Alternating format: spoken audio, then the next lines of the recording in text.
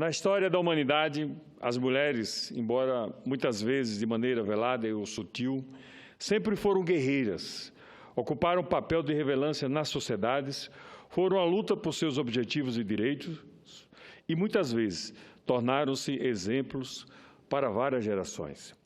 Embora 8 de março marque a data em que aconteceu um ato de barbárie e total desumanidade contra as trabalhadoras em uma fábrica em Nova York, a luta das mulheres por melhores condições de trabalho, de fato, originou-se alguns anos antes.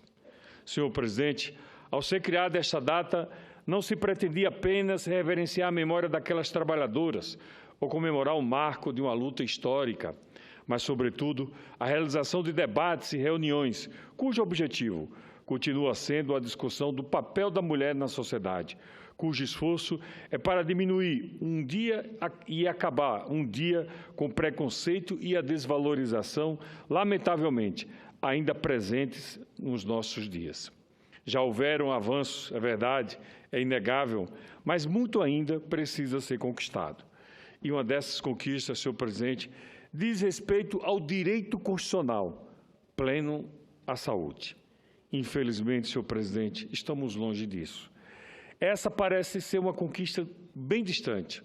A saúde pública no Brasil, é verdade, está na UTI. Enquanto isso, novos casos de câncer avançam todos os dias. E é um tipo de doença que acomete milhares de mulheres, especialmente o câncer de mama.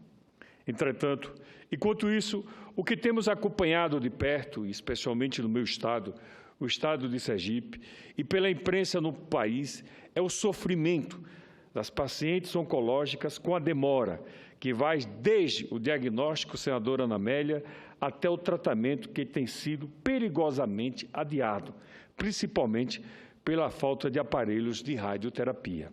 E olhe, senhor presidente, que o governo do Brasil fez a maior compra na história da humanidade de uma só vez, 81 aparelhos de radioterapias, mas nenhum instalado. Em Sergipe, a sociedade tem vivido enlutada com a falta de respeito por parte do governo do Estado, que tem tratado as pacientes com câncer. Constantemente, a máquina de radioterapia do século passado, senadora Ana Amélia, do Hospital de Urgência de Sergipe, que eu conheço muito bem, constantemente está quebrada. São inúmeras notícias de falecimento de pessoas que estão na fila. Imagine o sofrimento dessas pessoas, aguardando o tratamento contra o câncer no nosso estado. Imagine o sofrimento de quem está na fila e, de repente, escuta, a máquina quebrou mais uma vez. Senhor presidente, senhoras e senhores senadores, em Sergipe, mulheres guerreiras se uniram e criaram um grupo chamado, abre aspas, Mulheres do Peito, fecha aspas. Elas são mães, são filhas, irmãs, mulheres trabalhadoras que batalham e lutam contra essa doença tão severa e que também contra o descaso do governo estadual. No início deste ano, a jovem Iva Leite, de apenas 22 anos, senhor presidente, perdeu a luta contra a doença.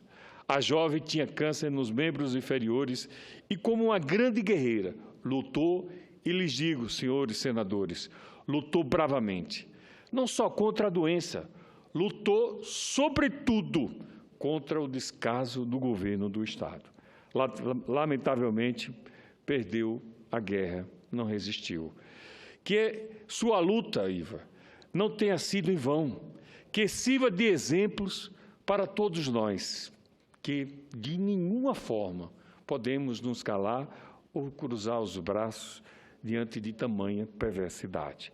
Não é falta de dinheiro, senhor presidente, não é falta de recursos. Para tanto, o governo federal já depositou mais de 32 milhões para construir o Hospital do Câncer.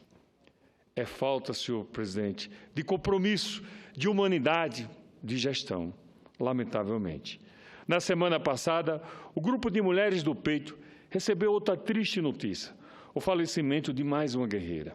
Sara Núbia Passos estava em tratamento para combater o câncer de mama e, desde o ano passado, vivia, assim como os demais pacientes, cobrando assistência adequada, mais equipamentos de radioterapia e o funcionamento do existente, mais medicamentos e a construção do Hospital do Câncer de Sergipe. Apesar de lutar com todas as suas forças contra a doença, Sara Núbia foi mais uma guerreira vencida em combate. Faleceu no último sábado, dia 5, deixando 2 filhos órfãos, o que é muito triste. 3 dias antes, senhor presidente, no último dia 2 de março, o aparelho de radioterapia do Hospital de Urgência de Sergipe, único existente no nosso estado, na rede pública de saúde, quebrou mais uma vez, deixando mais de 60 pacientes com câncer sem o devido tratamento. O abandono e o descaso com a saúde pública reflete-se diariamente na quantidade de pessoas que precisam de tratamento e que vivem o calvário da máquina de radioterapia quebrada constantemente, a desesperança e a incerteza instaladas. Sabemos da existência de vários tipos de câncer, é verdade. Alguns evoluem de forma rápida, outros não. Diante de um diagnóstico precoce, o tratamento adequado, na maioria dos casos, tem um bom prognóstico. É verdade.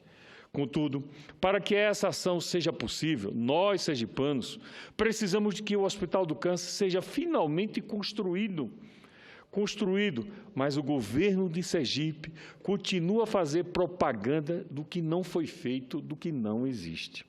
Enquanto isso, pessoas morrem pela falta do tratamento adequado. Além de tudo isso, senhor presidente, faltam remédios. Na última quinta-feira, dia 3, o Ministério Público, mais uma vez, pediu ao Poder Judiciário que determine ao Estado de Sergipe e à Fundação Hospitalar de Saúde que forneça os medicamentos oncológicos, especialmente o Oromacin e Anastrozol, aos usuários do Sistema Único de Saúde. Vejam, senhores e senhoras senadores, será que é preciso que o Ministério Público tenha que interferir em algo que é dever do Estado e direito do cidadão? Até onde vamos chegar com o tamanho descaso do governo de Sergipe? E, de acordo com os promotores, o Estado descumpriu a liminar referente à dispensação de medicamentos quimioterápicos e à disponibilização e à realização de exames laboratoriais para o diagnóstico de tumores. Após o descumprimento, a Justiça deu ainda um prazo de 48 horas para a Fundação abastecer o estoque, o que também não foi acatado. No meu estado, a Justiça também é desrespeitada. E, diante deste quadro, estamos presenciando a morte de crianças, a morte de homens, a morte de mulheres, a morte de mães. Vítimas dessa doença, em consequência da interrupção ou da ausência do tratamento, por responsabilidade do descaso e do descompromisso deste governo, o que é muito triste. Antes de finalizar, senhor presidente, gostaria no dia de hoje, no Dia Internacional da Mulher, solidarizar-me com todas as mulheres desse país, aquelas que lutam diuturnamente, como Iva, como Sara, como tantas outras, não apenas para ter o seu direito, não apenas para se manterem vivas, não apenas para criarem os seus filhos, mas, sobretudo, para que outras não passem pelo que elas passaram. Solidarizar-me com todas essas mulheres que diuturnamente lutam pelos seus direitos em todos os níveis e dizer que o meu apoio incessante continua, incondicional, na batalha contra o câncer e na busca por um diagnóstico precoce e um tratamento digno. A Constituição nos garante, mas, infelizmente, alguns gestores descompromissados e perversos não materializam esse direito.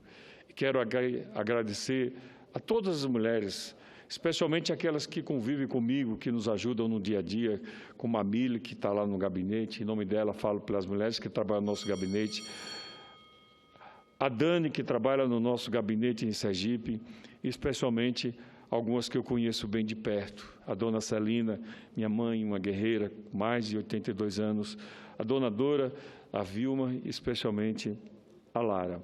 As mulheres brasileiras que nos ensinam sempre, lutar sempre, desistir absolutamente nunca, principalmente quando a luta é pela dignidade. Muito obrigado, senhor presidente.